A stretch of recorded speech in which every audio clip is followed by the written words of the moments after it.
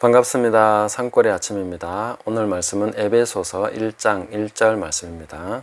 하나님의 뜻으로 말미암아 그리스도 예수의 사도된 바울은 에베소에 있는 성도들과 그리스도 예수 안에 있는 신실한 자들에게 편지하노니. 아멘. 제가 이 말씀을 준비하면서 계속 마음에 울리는 것은 이제 정말 지하교회를 준비해야 된다. 그리고 지하교회를 준비할 수 있도록 도와드려야 된다, 이런 생각을 계속 하게 됩니다. 50년 전에 지하교회에 대해서 예언적으로 말씀하신 두 분이 계십니다. 한 분은 잘 아시겠지만 데이빗 윌커스 목사님이시고, 또 한 분은 루마니아에서 이제 감옥에서 굉장히 핍박을 당하시고 또 추록하셔서 많은 분들을 이제 가르치고 책도 쓰고 하셨는데, 리차드 원브란트 목사님, 이 두 분이 지하교회에 대해서 언급을 하셨는데, 공교롭게도 거의 다 50년 전입니다. 이미 50년 전에 그런 얘기들을 해놓으셨고, 마지막 때의 교회는 정말 지하교회가 되어야 된다라고 얘기하고 있습니다. 요즘 보니까 이제 지하교회에 대해서 얘기하시는 분들이 계신데, 이제 뭐 핍박하고 통제사회가 되고 그러니까 전부 다 이제 지하교회로 될 수밖에 없다. 어쩔 수 없이 그렇게 되는 걸로, 몰려서 되는 걸로, 뭐 그냥 쫓겨서 되는 걸로 이렇게 생각하시는데, 지하교회는 어쩔 수 없어서 하는 것이 아니라 원래 교회는 지하교회입니다. 오리지널 교회는 전부 다 지하교회입니다. 성경에 나오는 교회는 모조리 다 지하교회입니다. 건물이 교회라고 불렸던 적이 한 번도 없습니다. 그런데 지금 우리는 교회라고 하면 그냥 건물을 떠올리는 거죠. 지금부터 머릿속에서 교회 하면 건물을 그냥 싹 지워버리셔야 됩니다. 이 건물에다가 교회라는 이름을 붙이는 것은 대단히 비성경적입니다. 그건 마치 돌덩어리에다가 예수 그리스도라고 새기는 것과 같습니다. 그렇게 해놓으면 이단이나 아니면 정신 나갔다 이렇게 얘기하겠죠. 그런데 건물에다가 교회라고 붙인 것은, 교회는 그의 몸입니다. 교회는 부름받은 사람들의 집합체입니다. 그런데 어떻게 건물에다가 교회라고 붙일 수 있습니까?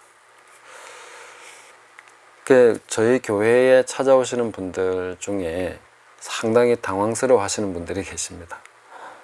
왜냐하면 저희 마을로 분명히 들어왔는데 십자가도 안 보이고 교회 건물도 안 보이는 거예요. 그 어디 있냐, 제대로 찾아온 거 맞느냐, 상당히 당황하십니다. 사실 저도 십자가를 붙이고 싶었고, 또 안 되면 종탑이라도 만들어서 세우고 싶었습니다. 그리고 간판이라도 붙이고, 아니면 뭐 기도원 가면 이런 돌에다가 이렇게 무슨 뭐 기도원 이렇게 새겨 놓지 않습니까? 그런 것처럼 그거라도 하나 새겨 놓을까, 이런 생각도 했었습니다.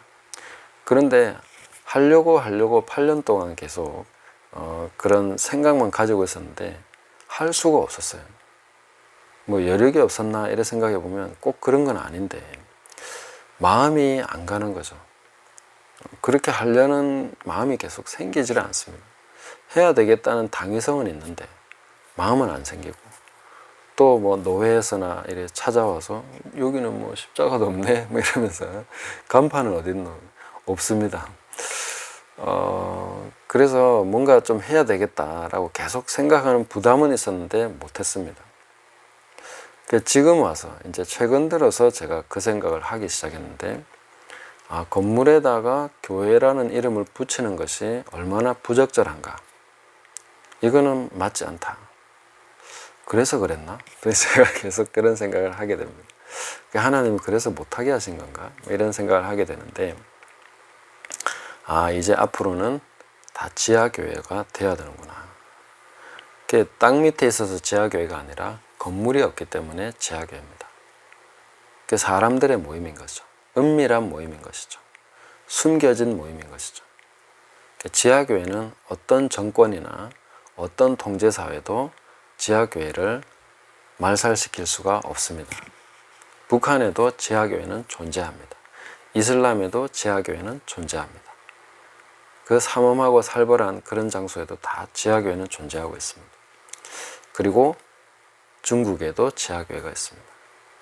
이제는 지하교회 생존 방식, 그리고 지하교회에 그런 것들을 우리가 배워야 되고 그런 것들을 서로 공유하고 이제 함께 해야 되는 그런 시기다 하는 것을 말씀드리고 싶습니다.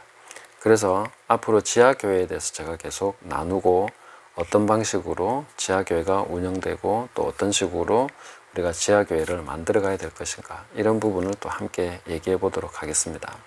그렇다고 뭐 제가 무슨 지하교회 네트워크를 만들어서 뭐 제가 리더 역할을 하겠다 이런 것이 아니라 각 처에서 지하교회를 세울 수 있도록 그런 원리와 이런 것들을 좀 함께 나누려고 하는 것입니다. 사도행전 20장을 보면 에베소 교회는 장로들이 있었습니다. 그래서 그 장로들을 불러서 사도 바울이 권면하고 간곡한 말로 그렇게 부탁하는 그런 내용이 나오는데 정작 에베소서를 쓸 때는 장로들에 대한 언급이 없습니다. 그리고 그 에베소서의 수신 대상은 누굽니까? 성도들과 그리스도 예수 안에 있는 신실한 자들. 이분들이 바로 교회의 주체인 것이죠. 이분들이 그냥 교회인 것입니다. 그 장로라는 제도 자체도 미국이나 호주나 또 우리나라 특히 장로교가 많은데 이런 제도 속에 장로라는 이 직분은 사실 성경의 장로와는 사뭇 다른 그런 성격을 가지고 있습니다.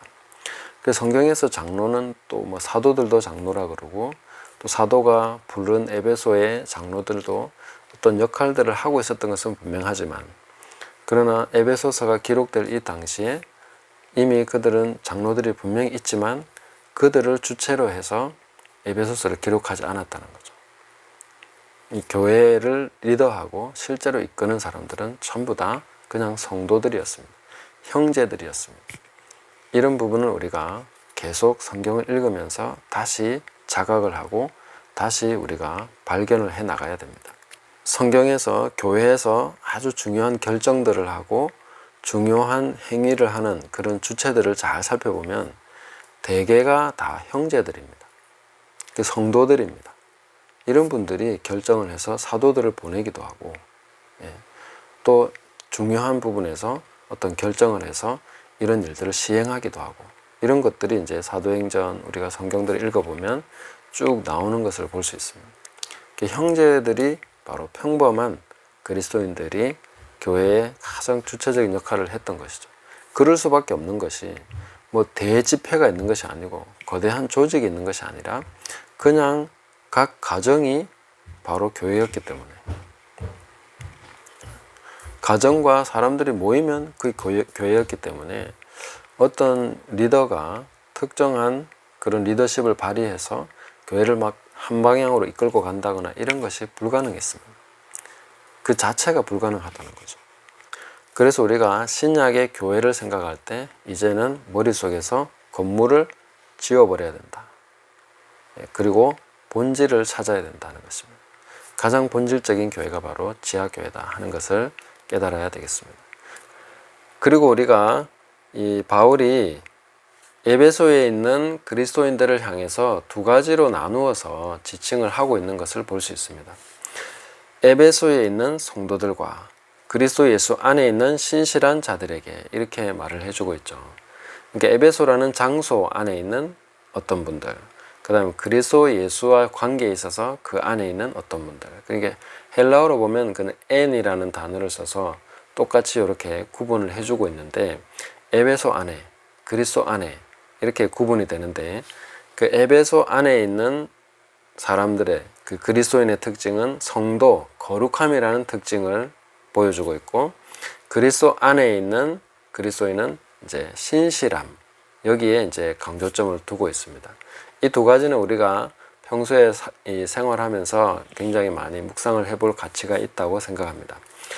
에베소라는 도시는 굉장히 타락하고 음란하고 우상숭배가 만연했고 그 다음에 마술이 횡행했던 그런 도시였죠.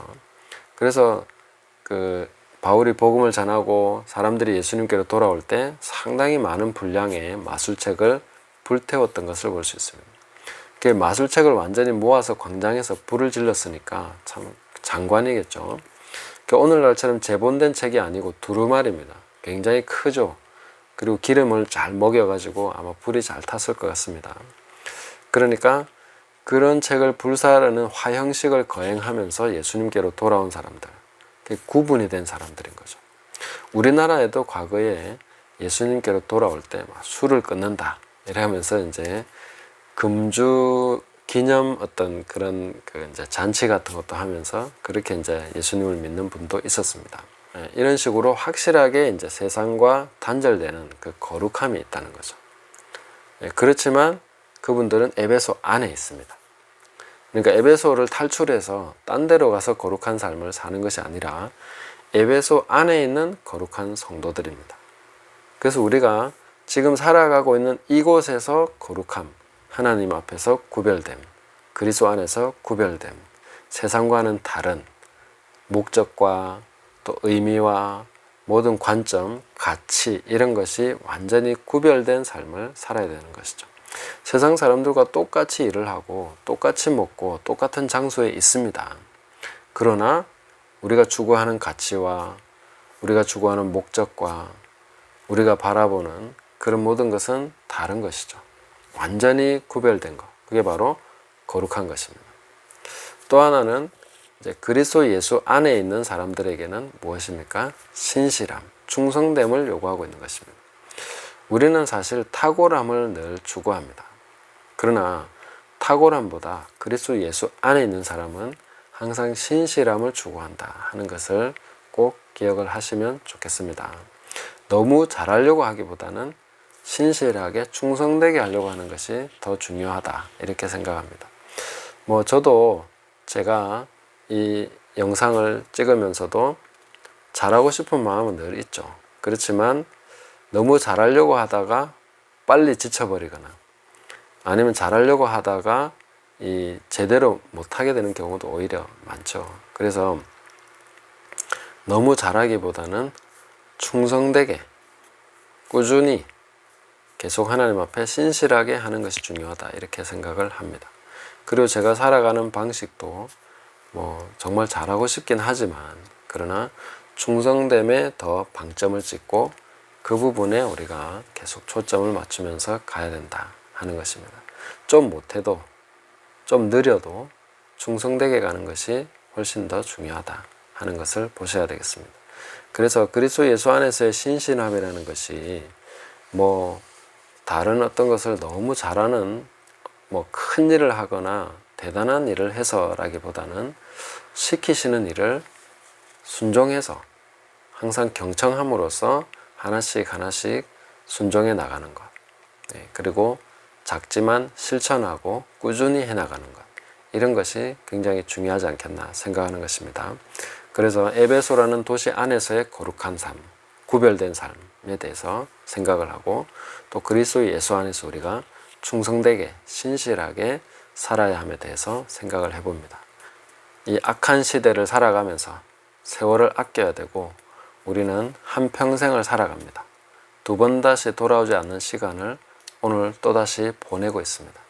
그래서 이 시간들을 충성되게 거룩하게 주님 앞에 구별해서 그리고 성령의 음성과 이끄심에 잘 귀 기울여 경청함으로써 순종함으로써 오늘도 하나님의 뜻이 우리 삶에 이루어지는 그런 복된 날 되시기를 예수님의 이름으로 축복합니다. 감사합니다.